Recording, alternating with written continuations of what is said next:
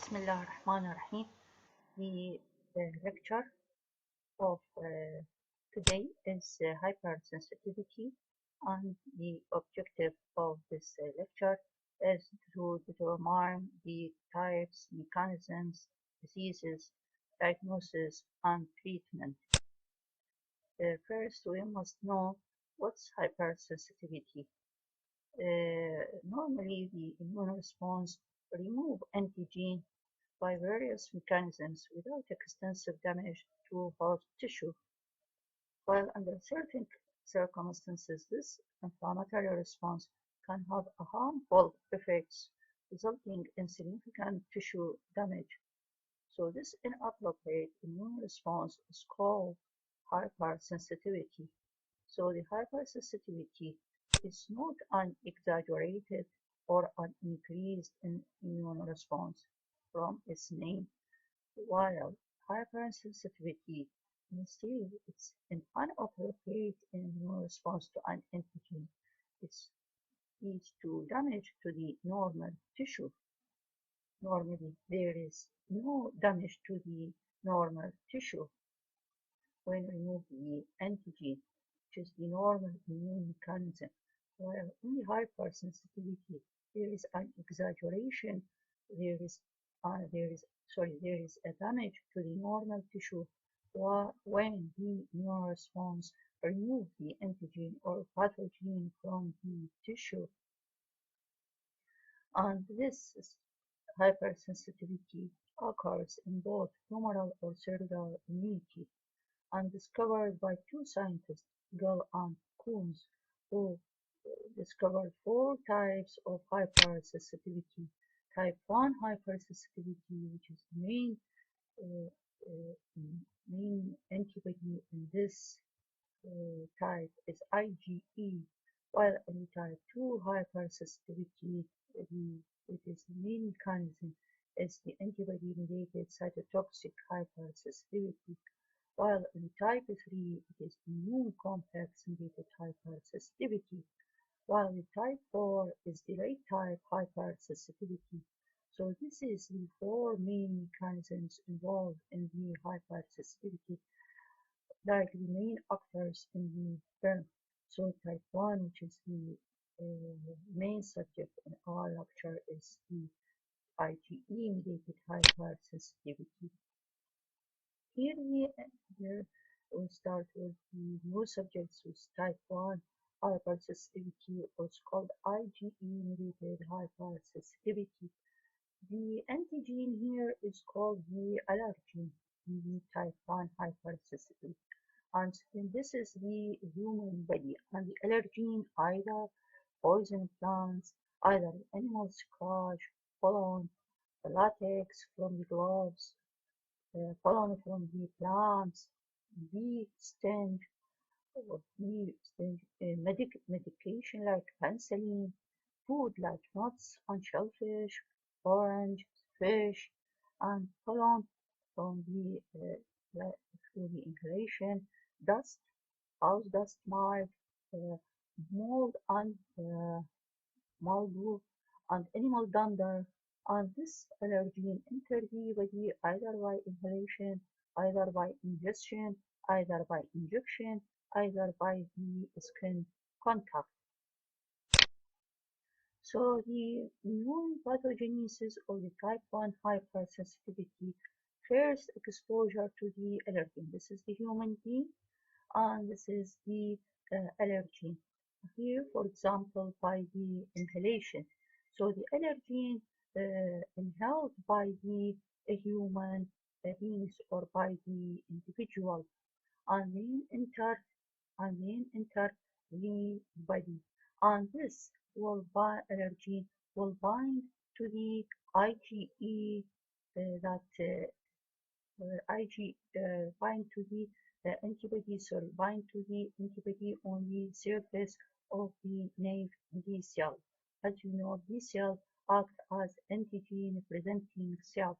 So this anti-allergen will bind to the antibody on the surface of the B cell, nerve B cell. Nerve means not sensitized, and then will be internalized and will be processed and lead to stimulate T helper cell. And then this new T cell will produce IgE secreting plasma cell, which is specific for the allergen. As you know, the immune cell will be with the aid of the T helper cell, which is T helper 2, and this leads to secrete interleukin 4, interleukin 5, which is the main interleukins in the hypersensitivity, and this leads to these two cytokines lead to differentiation and differentiation of the B cell into a plasma cell and memory cell. And this plasma cell will secrete the IgE. So this is IgE will bind to the cell surface of the plasma cell. Will bind to the Fc receptors on the mast cell and the basophil. So the IgE will be secreted from the plasma cell and will bind to the Fc receptor on the mast cell and the basophil. And this mast cell will call the sensitized cell. And this is the what's happened in the first exposure to the allergen. And this, there is no any effector mechanism, only in with the sensitized mast cell and the basophil. Sensitized mast cell and basophil mean that the cell surface armed by the IgE, the cell surface of the mast cell and basophil armed with the IgE. So it is called sensitized cell, and there is no any clinical manifestation. While in the second, this is the same individual and exposed to the same allergen, and this is the second exposure to the same allergen, and this will enter the body, and then this allergen will cross-link the bound IgE on the cell surface of the mast cell and the basophil. So this is the sensitized mast cell and basophil on with the IgE, and this allergen cross-react the IgE on the cell surface of the mast cell and the basophil. And this leads to degranulation of mast cell and basophil, release of the pharmacologically active mediators from the granules. And these mediators act on the surrounding tissue, causing vasodilatation, smooth muscle contraction, and increased vascular permeability. So here the clinical manifestation will be appear on the person or on the individual or on the patient. So you don't afraid from the first exposure to the allergen, because there is no any clinical manifestation. You must be afraid and you pay attention to the second exposure to the same allergen, because the end result will lead to clinical manifestation. So here the mast cell, when the IgE armed or the cell surface of the mast cell binding to the Fc IgE receptor, because this receptor is specific for the IgE. This leads to degranulation of the mast cell when the allergen cross react with the IgE on the cell surface. And here another figure and lead to release the mediators that lead to tissue damage.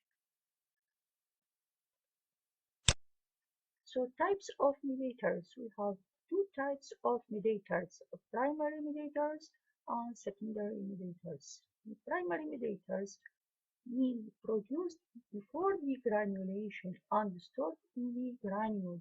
That mean synthesized previously and stored in the granules. This is very important. Include histamine, serotonin, eosinophil chemotactic factor, while secondary mediators are synthesized after target cell activation or by breakdown membrane phospholipids, and these include platelets activating factor, prostaglandin, bradykinin, and leukotrienes. So, the primary mediators is previously synthesized and stored, while secondary mediators are synthesized after target cell activation when there is damage or breakdown to the membrane phospholipid. The end result of this hypersensitivity. We have two types of this end result. Immediate hypersensitivity reaction. Immediate means the reaction occurs within minutes after repeated exposure to the allergen. And the second is delayed phase reaction, which is occurred 2 to 4 hours after repeated exposure to the allergen. And this is due to migration of the and this